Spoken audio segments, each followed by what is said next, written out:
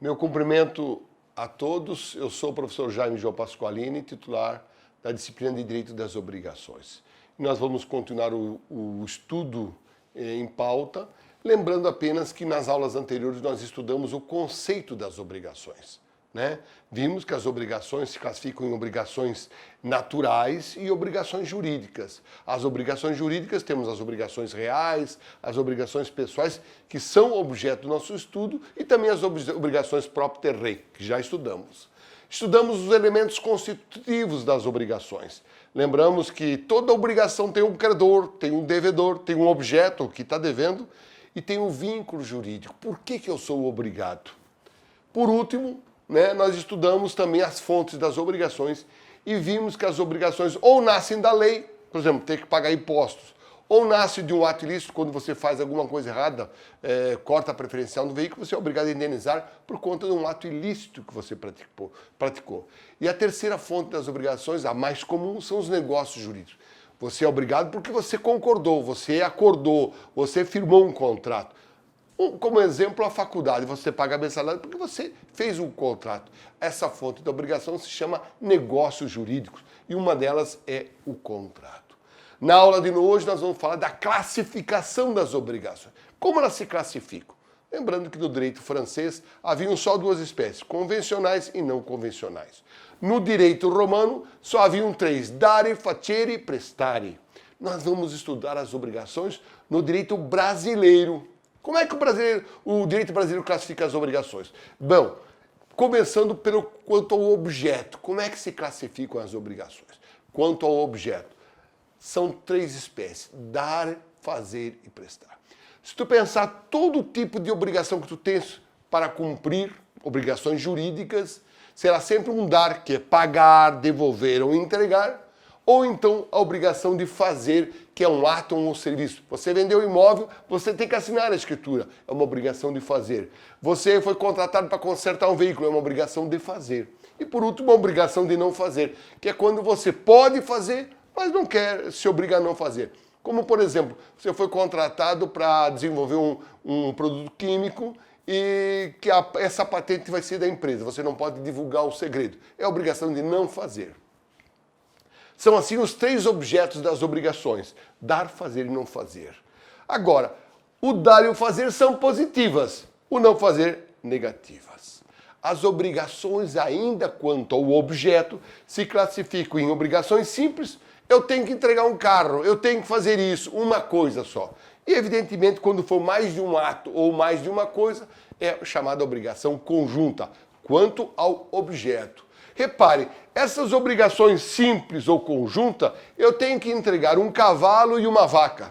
É uma obrigação conjunta.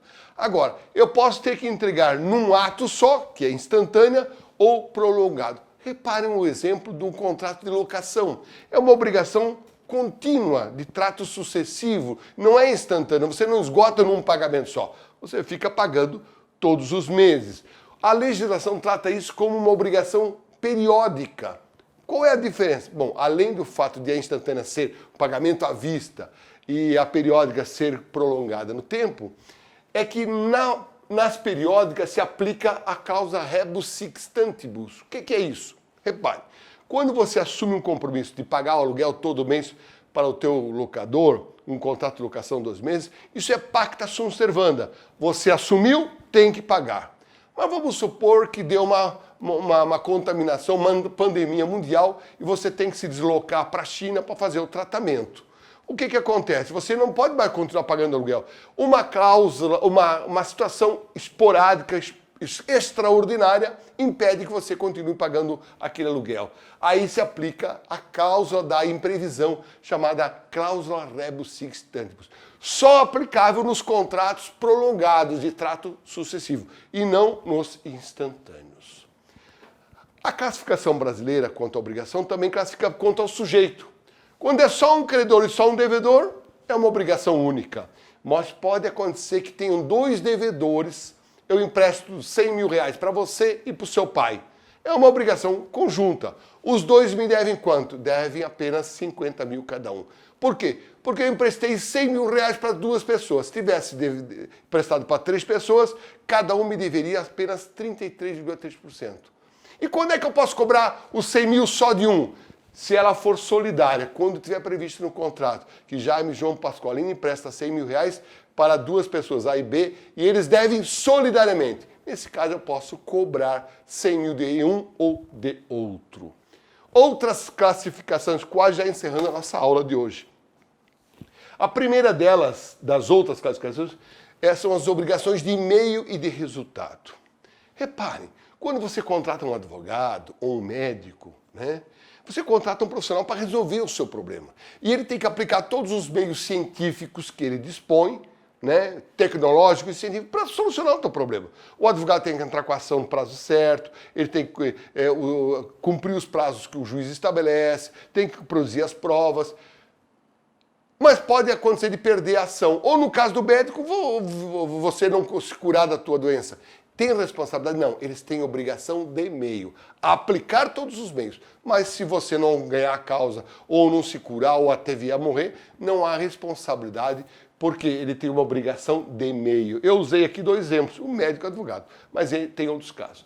E o que é uma obrigação de resultado? São poucas as obrigações de resultado. Uma delas é de transporte. Talvez você não saiba, mas se você botar o pé num ônibus, num avião, a empresa que transporta pessoas ou coisas tem uma obrigação de resultado. Ou seja, levar a mercadoria ou a pessoa até o seu destino são e salvo. Por quê? Porque se acontecer nesse caminho, eles têm a responsabilidade, vão ter que indenizar você ou a sua família.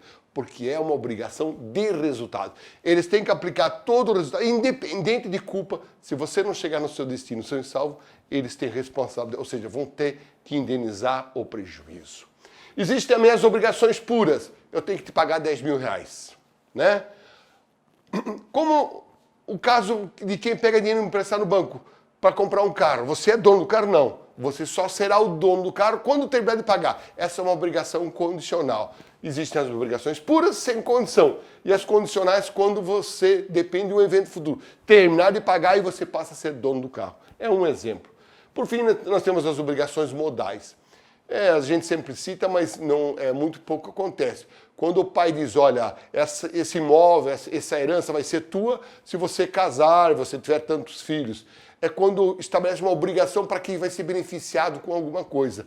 É uma obrigação modal. E por último, o que é uma obrigação a termo? É quando ela tem um prazo para ser cumprido, certo ou incerto. Obrigado a todos pela atenção.